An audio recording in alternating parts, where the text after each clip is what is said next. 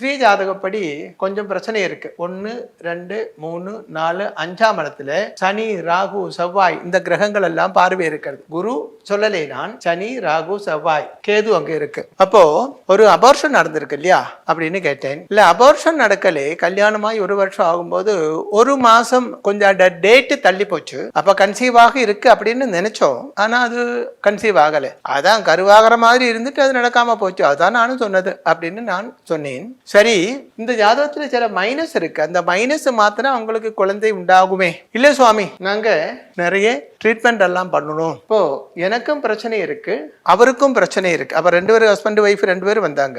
இப்ப நாங்க என்ன நினைக்கிறேன் என்றால், ஒன்னு இந்த ஐபிஎம் அப்படி சொல்லிட்டு நாங்க ட்ரை பண்ணி பார்த்தோம், அது சக்சஸ் ஆகலை. இருந்தாலும் மறுபடியும் அதுக்கு போகலாமா, இல்லை ஒரு குழந்தையை தத்தெடுக்கலாமா? இந்த ஜாதகப்படி நீங்களே பிரசவிக்குமே, அப்புறம் நீங்க எதுக்கு தத்தெடுக்கணும்?